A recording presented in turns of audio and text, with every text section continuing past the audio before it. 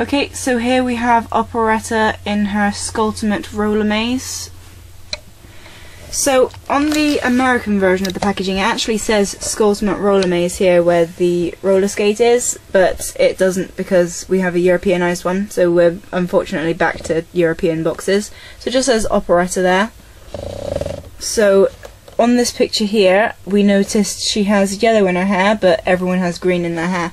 So judging by the colour of the box and the colour on the pictures, we're guessing that they used to have yellow hair, but then they changed it to green at some point during production.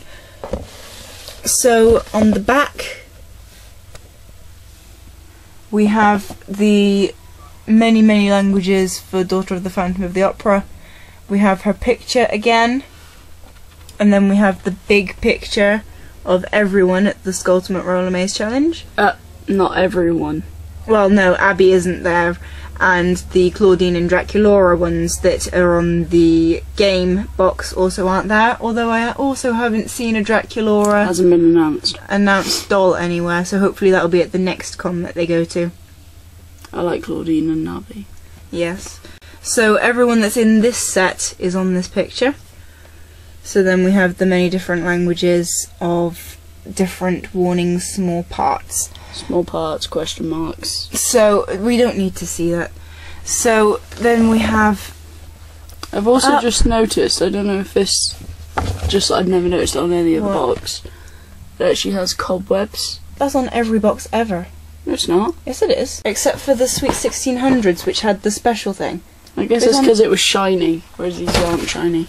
My bad. So anyway, so if you go up, the patterning on this box, although it's only on the top, usually it's on the bottom as well, we have sort of a lightning bolt but stretched in yellow.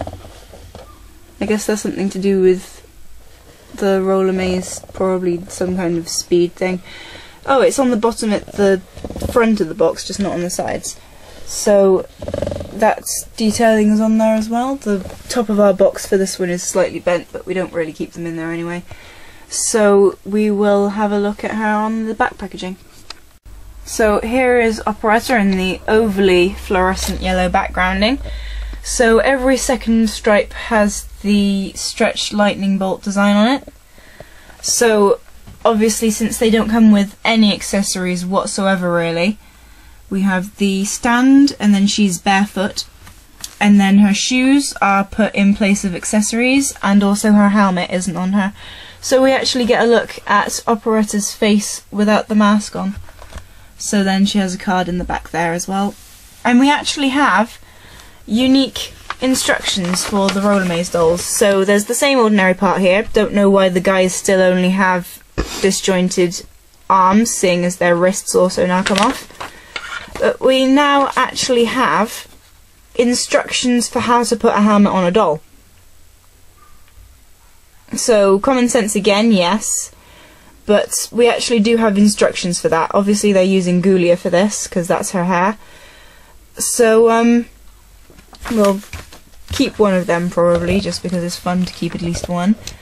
We'll get her out of the box, and then we'll show her both with and without the helmet, I guess. Okay, so here we have the Operetta roller maze doll out of the box completely. Now, we've kept the helmet off her just for now, so that we can see all of the detail of this face thing, because obviously we didn't undress our basic Operetta doll.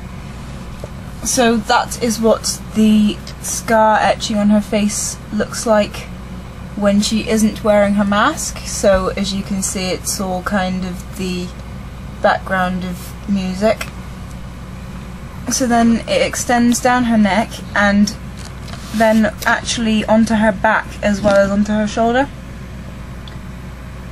seeing as she's wearing a halter neck this time. So they have actually put in a lot of work with detailing that etching on their Operetta sculpts. Okay, so starting from the top as we usually do.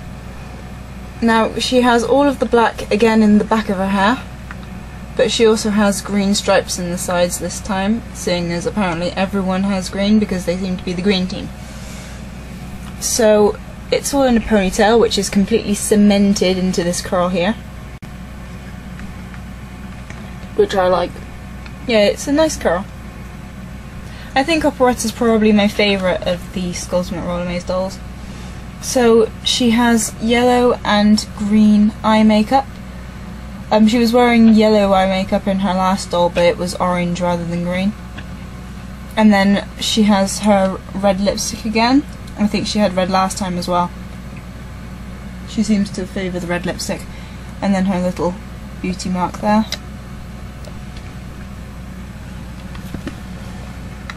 So she is wearing a kind of a halter neck. She has a proper collar there, but that's pretty much the only thing keeping that shirt on her, so I guess you can call it a halter neck.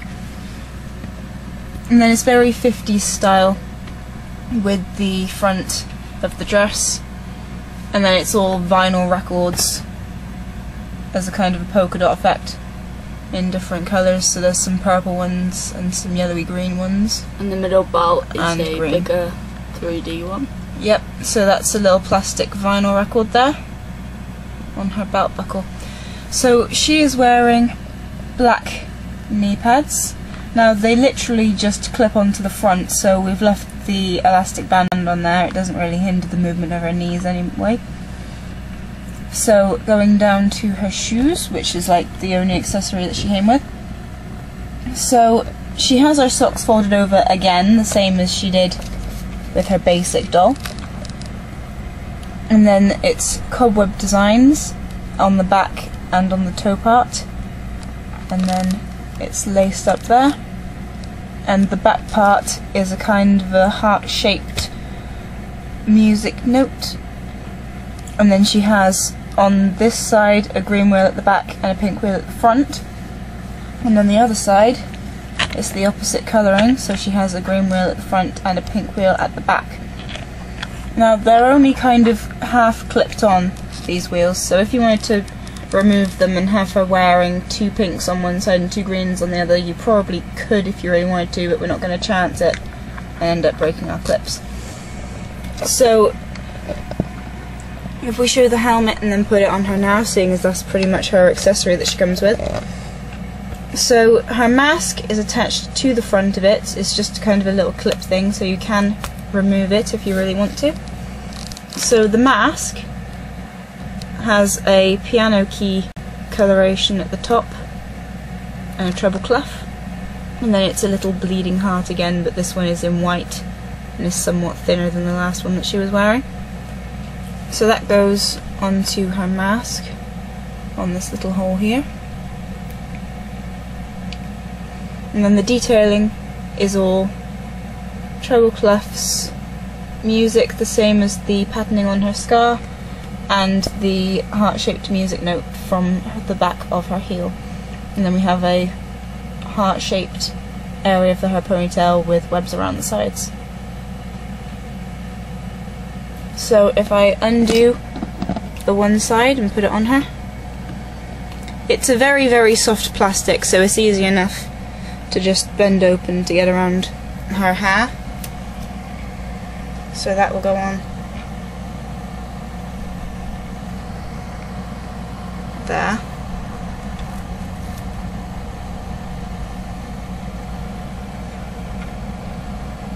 And then we have one strap on each side of her ear, and these little button plugs, like that.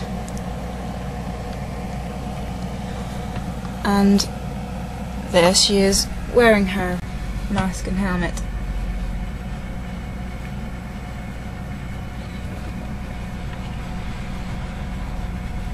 So it is kind of like an extension of her scar going up onto her helmet.